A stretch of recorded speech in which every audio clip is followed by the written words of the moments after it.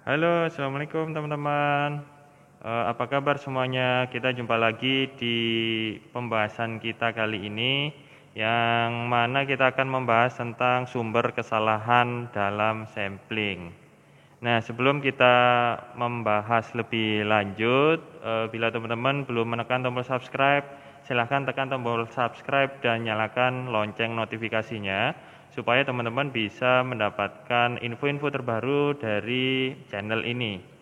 Dan jika teman-teman merasa bahwa channel ini membawa manfaat bagi teman-teman, maka silahkan tekan tombol like. Nah, kalau sudah, let's get started. Nah, hari ini kita akan membahas tentang sumber kesalahan dalam sampling. Nah, sebelum mengulas lebih mendalam tentang berbagai teknik pengambilan sampling pada bab-bab selanjutnya, atau dalam pembahasan selanjutnya, itu perlu disadari bahwa bisa saja terjadi kesalahan dalam pengambilan sampel. Gitu. Nah, secara umum didapati adanya beberapa sumber kesalahan dalam pengambilan sampel, yaitu misalnya ada random variation atau variasi acak, kemudian kesalahan spesifikasi atau specification error, dan kesalahan penentuan responden atau misspecification of sample subject. Nah, dari beberapa anggota sampel. Terus kemudian ada juga kesalahan karena ketidaklengkapan cakupan daftar unsur populasi atau disebut dengan coverage error. Lalu ada juga sampling error, yaitu kesalahan penarikan sampel. Dan ada juga non-response error karena kesalahan yang disebabkan oleh ketidaklengkapan respon, dan measurement error atau kesalahan pengukuran.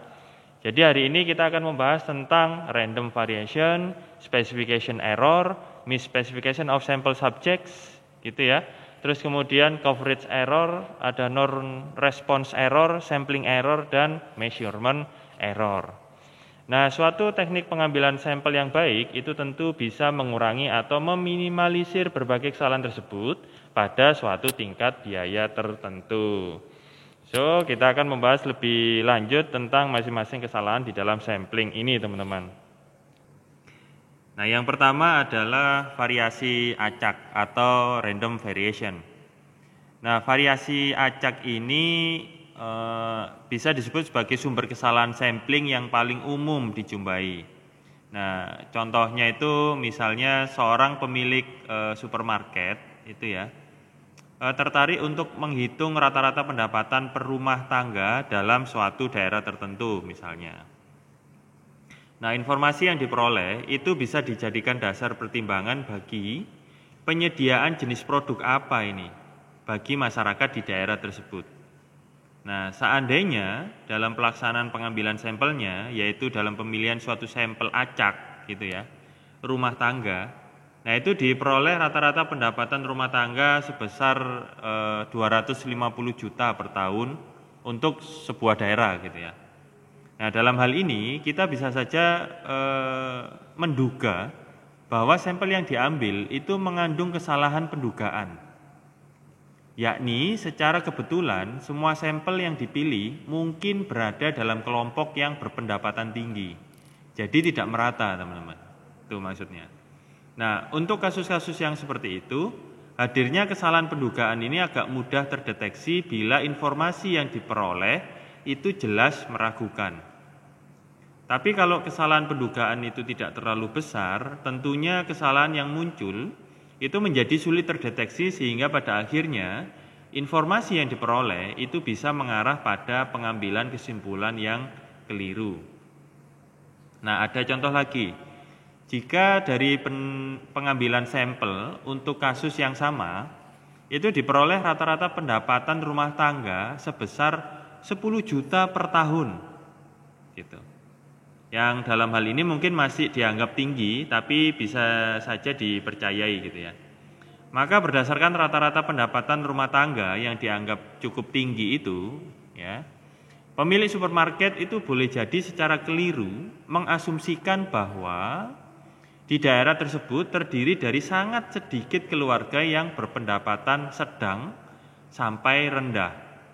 Sehingga pemilik supermarket tersebut memutuskan untuk tidak memasarkan lini produk yang murah. Gitu. yang dianggap lebih menarik bagi mereka yang berada dalam komunitas yang berpendapatan sedang hingga lebih rendah. Nah, dalam kaitannya dengan kesalahan yang ditimbulkan oleh variasi acak, gitu ya, peneliti atau periset pemasaran itu hanya dapat meminimalisir munculnya kesalahan yang disebabkan oleh variasi acak dengan memilih rancangan penarikan sampel yang tepat. Nah, itu adalah kesalahan di dalam random variation. Nah, ya selanjutnya kalau kita bicara tentang kesalahan yang lain, yaitu misspecification of sample subject, gitu ya, atau kesalahan spesifikasi sampel. Nah, kesalahan yang diakibatkan oleh kekeliruan spesifikasi itu sangat umum dijumpai dalam pengambilan pendapat untuk misalnya pemilihan umum, gitu ya. Seperti quick count begitu. Nah, sebagai contoh populasi sebenarnya yang hendak dipelajari untuk survei pemilihan umum misalnya terdiri dari mereka yang akan memilih pada hari pemilihan. Namun, survei pemilihan umum biasanya secara khusus mengambil opini dari pendapat para pemilih yang terdaftar.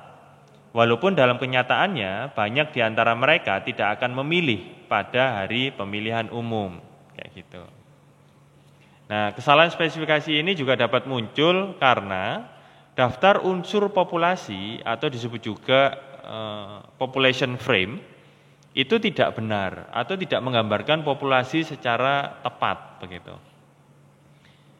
Nah, itu juga bisa terjadi di informasi yang tidak benar pada buku catatan inventory.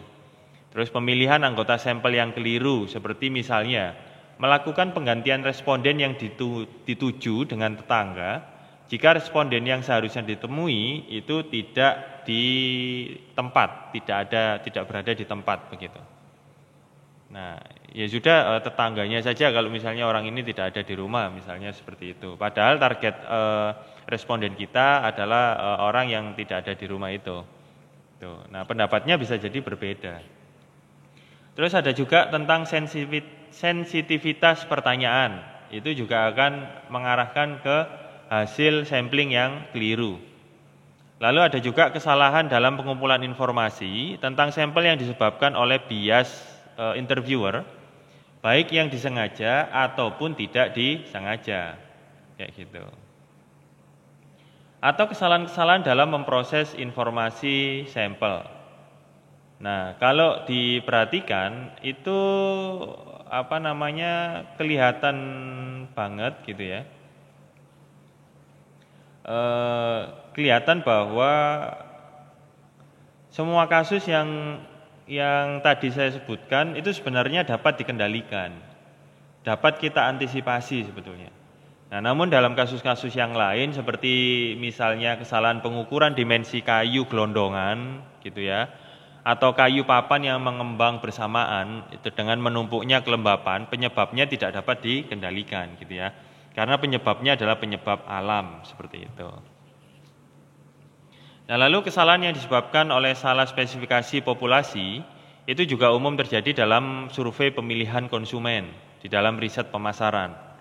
Dengan contoh umumnya hanya terdiri dari para ibu rumah tangga, tidak menyertakan kaum laki-laki atau wanita yang bekerja dan mahasiswa karena keadaan mereka yang relatif tidak memungkinkan terjangkau gitu. Jadi misalnya seorang mahasiswa ingin meneliti tentang kepuasan menggunakan pelumas mesin motor begitu.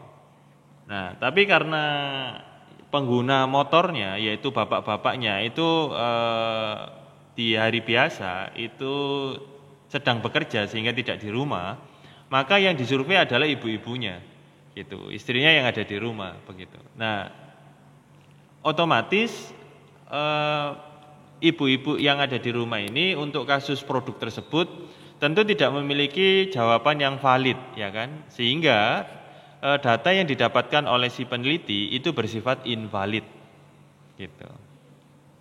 Nah, itu akan mengarahkan ke kesalahan hasil penelitian kayak gitu ya.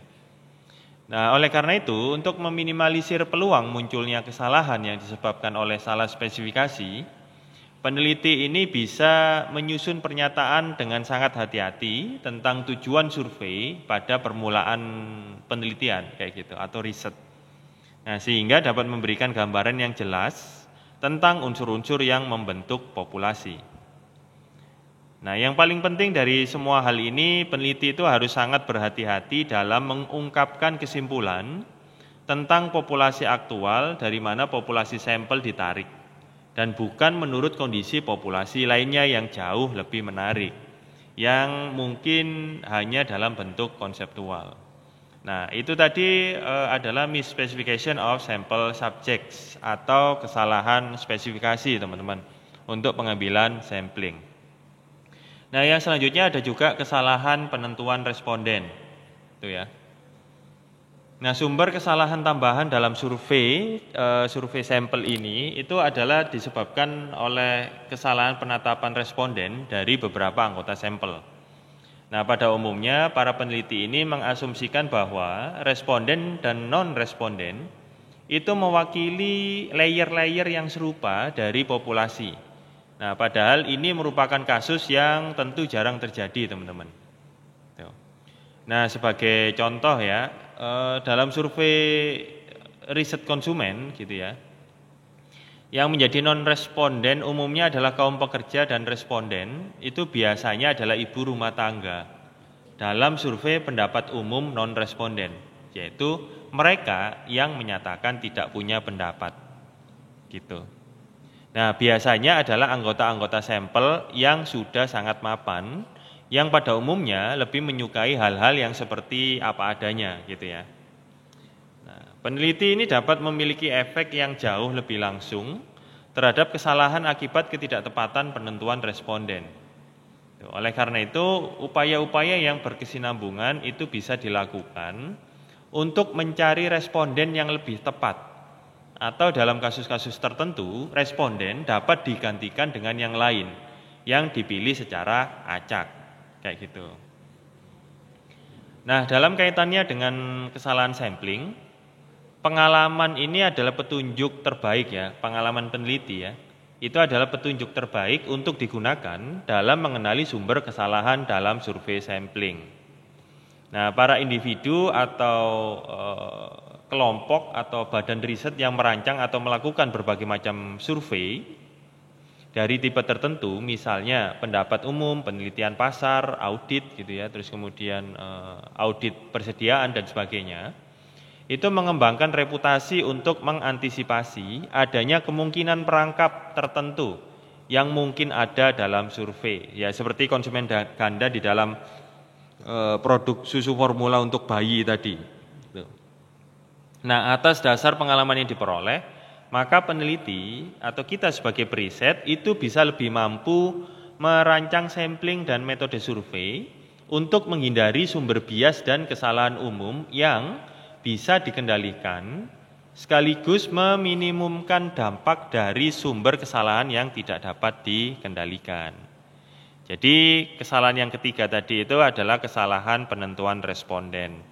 Nah, selanjutnya kita membahas tentang kesalahan yang keempat, yaitu coverage error atau kesalahan karena ketidaklengkapan cakupan daftar unsur populasi. Nah, ini bisa mengarahkan kita ke kesalahan yang lain yang pada akhirnya tidak memenuhi tujuan kita dalam melakukan riset.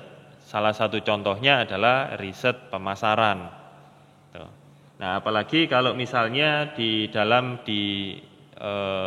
ketika kita aktif di dalam digital bisnis begitu ya. Kalau kita menentukan responden secara salah, maka keputusan bisnis yang kita jalankan secara digital itu juga akan salah, kayak gitu. Nah, di dalam coverage error atau kesalahan karena ketidaklengkapan cakupan daftar unsur populasi, itu merupakan titik kunci sukses dari pemilihan sampel yang baik, gitu ya. Nah, salah satu key point untuk pemilihan sampel yang baik itu adalah adanya population frame atau daftar unsur populasi yang lengkap dan relevan gitu. Nah, coverage error atau kesalahan karena ketidaklengkapan cakupan daftar unsur populasi ini bisa muncul gitu ya. Itu karena ketidaktersediaan daftar kelompok tertentu dalam daftar unsur populasi. Nah, kondisi tersebut menjadikan individu anggota kelompok itu tidak berpeluang untuk terpilih sebagai sampel dan mengakibatkan bias di dalam penelitian. Nah, pelaksanaan pengambilan sampel dalam kondisi demikian itu cuman akan menghasilkan dugaan karakteristik dari populasi sasaran. Hanya dugaan karakteristik saja, hanya dugaan saja. Bukan karakteristik dari populasi yang sebenarnya. Jadi, question of the day pertama adalah bagaimana kita bisa meminimalisir kesalahan dari dugaan karakteristik dari populasi sasaran. Nah, teman-teman bisa menjawab di kolom komentar. Nah, yang selanjutnya ada juga non-response error gitu ya, atau kesalahan karena ketidaklengkapan respon.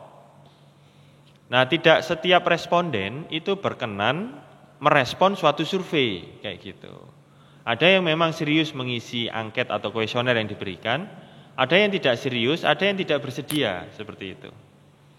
Nah, pengalaman menunjukkan bahwa individu-individu yang berada di kelas ekonomi atas dan bawah cenderung kurang merespon survei dibandingkan dengan mereka yang berada di kelas menengah.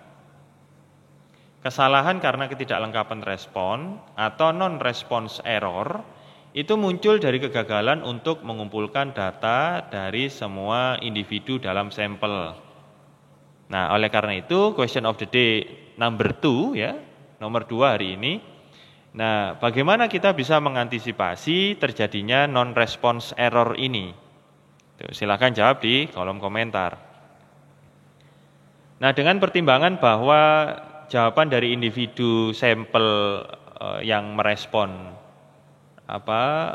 yang tidak merespon itu belum tentu sama dengan jawaban individu sampel yang merespon, maka dirasa sangat penting untuk menindaklanjuti tanggapan responden yang tidak memberi respon ataupun yang merespon tetapi tidak secara lengkap setelah suatu periode waktu tertentu. Nah, berbagai macam upaya ini bisa dicoba teman-teman, seperti melalui ya reminder email atau WhatsApp atau melalui panggilan telepon atau sebagainya untuk meyakinkan responden yang demikian agar mereka berkenan untuk mengubah jawaban atau pendirian yang dimiliki sebelumnya. Nah, bila upaya tersebut menghasilkan membuahkan hasil begitu ya, informasi tambahan yang diperoleh bisa digabungkan dengan informasi awal yang mereka berikan untuk meyakinkan hasil validitas hasil survei seperti itu. Nah, itu tadi adalah non-response error. Nah, yang selanjutnya adalah ada juga yang disebut dengan sampling error. Nah, diyakini bahwa sampel yang baik itu merupakan miniatur dari populasi. Jadi, sampling yang baik itu bisa menggambarkan karakteristik populasi secara keseluruhan. Gitu. Nah, meskipun demikian, pengambilan sampel yang berulang-ulang itu biasanya menghasilkan besaran suatu karakteristik populasi yang berbeda-beda antar satu sampel ke sampel yang lain, kayak gitu. Nah, dalam hal ini sampling error itu ya atau kesalahan penarikan sampel itu mencerminkan keheterogenan atau peluang munculnya perbedaan dari satu sampel dengan sampel yang lain. Karena perbedaan individu yang terpilih dari berbagai sampel tersebut. Gitu. Nah, sampling error ini sebetulnya bisa diperkecil gitu ya, dengan memperbesar ukuran sampel meskipun upaya ini mengakibatkan peningkatan biaya survei. Kayak gitu. Nah, question of the day number 3, hal-hal apa saja sih yang bisa meningkatkan terjadinya sampling error secara lebih tinggi? Nah, silahkan jawab di kolom komentar ya teman-teman ya. Tuh. Nah, selanjutnya ada juga measurement error gitu, atau kesalahan pengukuran gitu ya teman-teman ya. Nah, pada umumnya kuesioner itu dirancang dengan tujuan untuk mengumpulkan informasi yang berguna. Gitu ya. Nah, data yang diperoleh harus bersifat valid dan respon yang benar harus bisa terukur. Tuh. Nah, permasalahan yang sering timbul adalah ternyata lebih mudah membicarakan bagaimana memperoleh pengukuran yang bermakna daripada melaksanakannya. Gitu. Ternyata lebih mudah membahas bagaimana memperoleh pengukuran yang bernilai daripada melaksanakan pengukurannya. Kayak gitu. Nah, fakta itu membuktikan bahwa pengukuran itu seringkali dijalankan dengan banyak kemudahan. Nah, pokok-pokok yang seharusnya ditanyakan pun seringkali tidak tercakup secara lengkap. Nah, ini yang menjadi masalah, gitu ya. Nah, dengan demikian, pengukuran yang didapatkan ini seringkali hanya berupa suatu pendekatan dari karakteristik yang ingin diketahui saja. Nah, measurement error atau kesalahan pengukuran itu merujuk pada ketidakakuratan dalam mencatat respon yang diberikan oleh responden. Kenapa demikian? Karena adanya kelemahan instrumen dalam memilih pokok-pokok pertanyaan, ketidakmampuan si penanya atau si peneliti. Ataupun karena pertanyaan yang dibuat itu cenderung mengarahkan jawaban responden, seperti itu. Jadi itu tadi adalah measurement error gitu ya.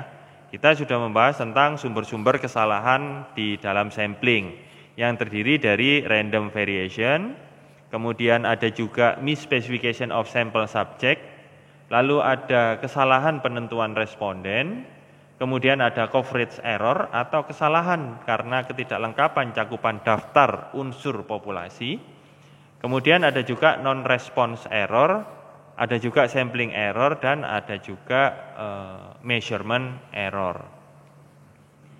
Nah, pada pembahasan sebelumnya kita ini sudah mengulas gitu ya, secara singkat tentang pengertian dan fungsi dari pengambilan sampel di dalam sebuah riset. Misalnya riset pemasaran atau riset perilaku konsumen atau riset apapun begitu ya. Nah, berdasarkan informasi yang diperoleh dari sampel, itu dimungkinkan untuk melakukan eksplorasi lebih lanjut tentang karakteristik dari populasi yang menjadi tujuan observasi atau tujuan riset. Nah, dalam hal ini, kedalaman informasi yang bisa digali itu terkait erat dengan skala pengukuran dari data yang terkumpul. Nah, meskipun demikian, pada bagian sebelumnya atau di pembahasan-pembahasan sebelumnya, itu kita belum membahas bagaimana caranya mengambil sampel dari populasi dan juga tipe-tipe sampel yang mungkin dipakai dalam mengambil sampel. Gitu teman-teman. Nah, secara garis besar, metode penarikan sampel dapat dipilah menjadi dua.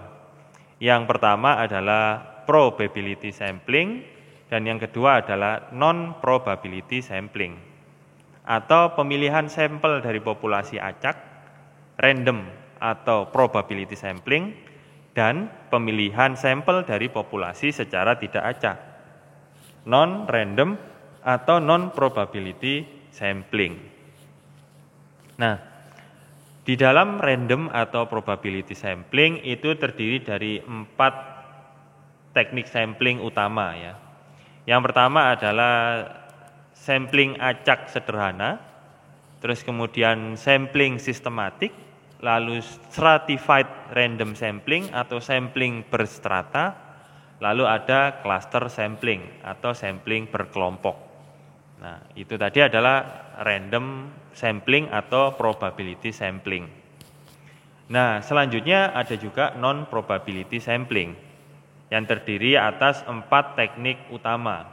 Yang pertama adalah convenience sampling, kemudian judgment sampling, quota sampling, dan snowball sampling. Nah, tentang tipe-tipe pembagian sampling ini akan kita bahas di video selanjutnya. So, bagi teman-teman yang belum menekan tombol subscribe, silakan tekan tombol subscribe ya teman-teman ya. Dan nyalakan lonceng notifikasinya sehingga bila ada video terbaru dari channel ini, teman-teman bisa mendapatkan informasi itu secara lebih cepat. Dan bila dirasa video ini bermanfaat, silakan tekan tombol like begitu. Dan jangan lupa jawab question of the day dari penjelasan saya tadi di kolom komentar. So, have a nice day. Sampai jumpa di video-video selanjutnya. Saya tutup pembahasan kita hari ini. Wabillahi taufiq wal hidayah. Wassalamualaikum warahmatullahi wabarakatuh. Sehat-sehat selalu ya teman-teman. Sampai jumpa.